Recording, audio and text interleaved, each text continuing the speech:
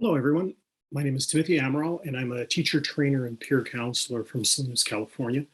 Welcome to Motivation in the Adult Classroom, the first in a series of short talks on topics that are central to adult education. Now, just a short bit about me. Since 1992, I've worked with at-risk adults in a multi-level, multilingual high school equivalency program. If anybody knows about adult ed, they also know that you have to have a side gig in order to make your mortgage.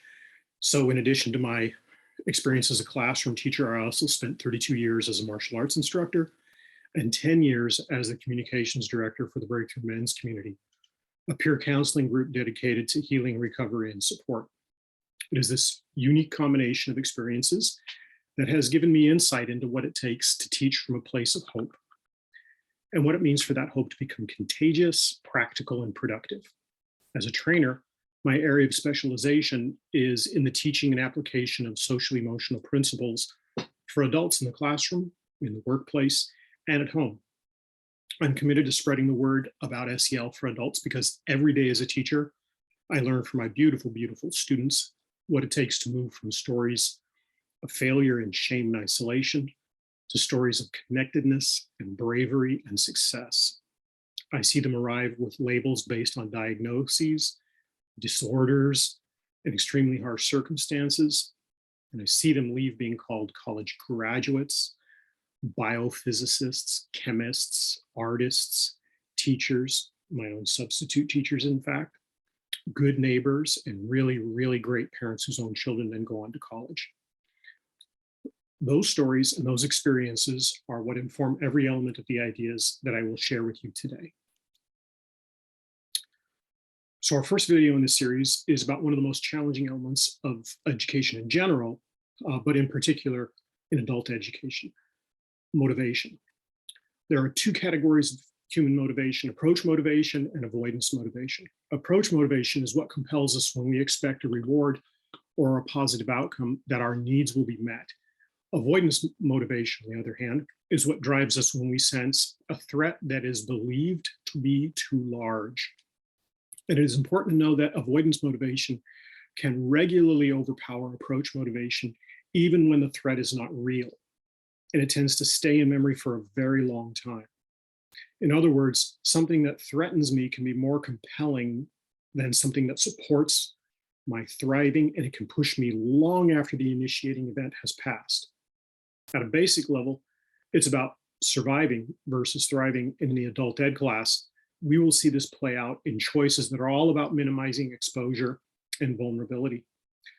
The threat of failure, shame, etc., will push our students to avoid all sorts of things like schoolwork or engaging with the teachers and peers, or even class itself.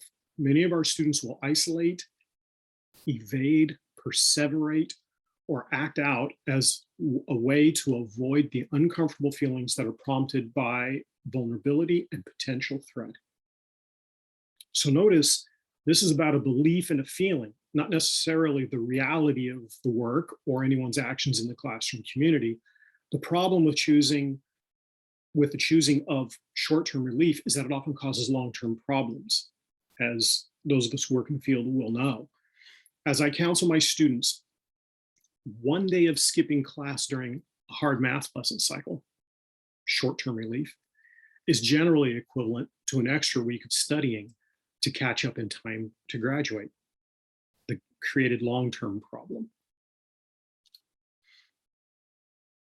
So, like children who find themselves lost in the forest, we often don't know what we are getting ourselves into until we're already into it. This is especially true of youngsters who are really just not well built for thinking of the long-term impacts of short-term choices. We make a choice that appears to be good initially, often with limited information under very difficult circumstances. But that choice can set in motion a whole litany of outcomes that are unforeseen and often quite damaging. In the high school equivalency program, that is what provides a ready crop of new recruits for our classrooms each year. Nationwide, 18% of all incoming freshmen don't make it to graduation. So almost 1 in 5 Americans don't have a diploma. Without a doubt, students who ended in my HSE program were convinced at the time that they were avoiding some suffering or some threat when they dropped, while at the same time, they were approaching what they were convinced was a better offer. So this disrupted motivation system was simultaneously protecting them and driving them to alternatives. So if we think about it, we can see that this system, no matter how misguided and damaging, was actually well-intentioned and driving them in the best direction they could imagine at the time. It is up to us as teachers to now provide for them alternative narratives to imagine, the resources and steps to get there, and compassionate patient support as they move in fits and starts, because it is slow going as they are learning as much or more to trust themselves while they are learning to trust their peers and the teacher.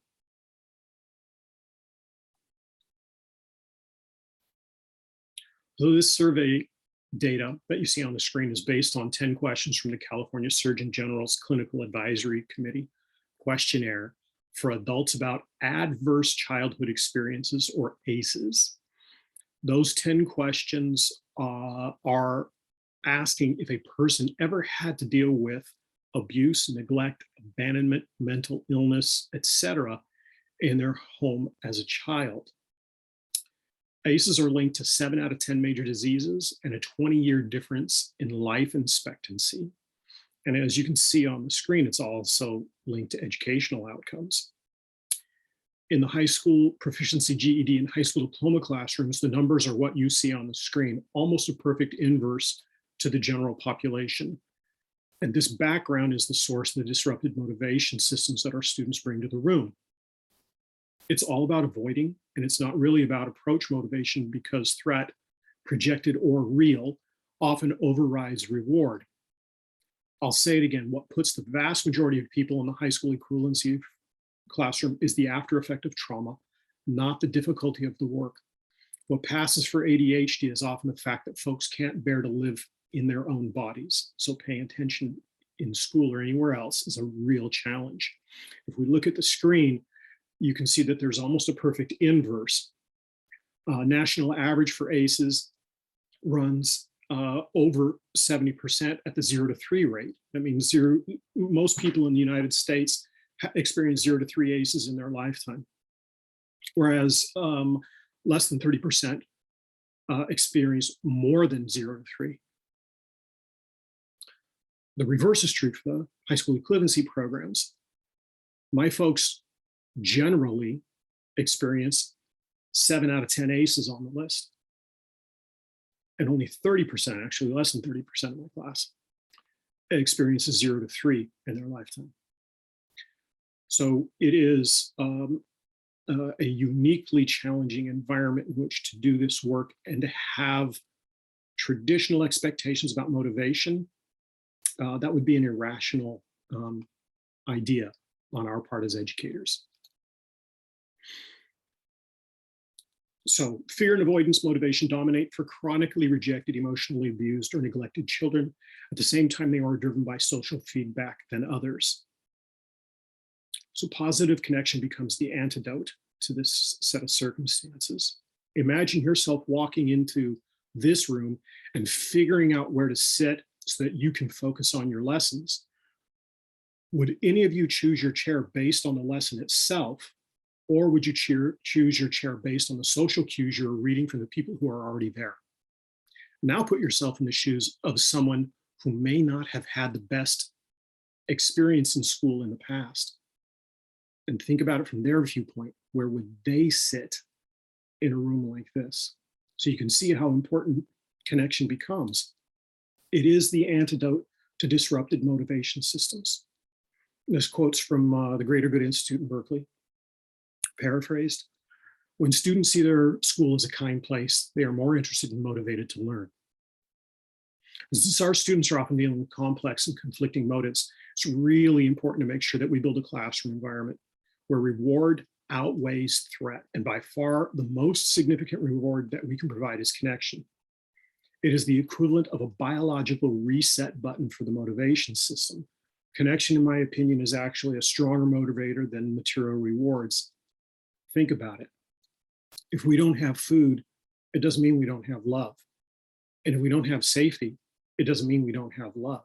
If we don't have love, it means that we may never get food and we may never get safety again. So having a welcoming, supportive, and responsive tribe is as big a key to the human experience as it is to the classroom experience. If we want to affect motivation, it makes sense that our first job before anything else is to build connection. Putting it crudely, your students will stay for you until they learn how to stay for themselves. Thank you.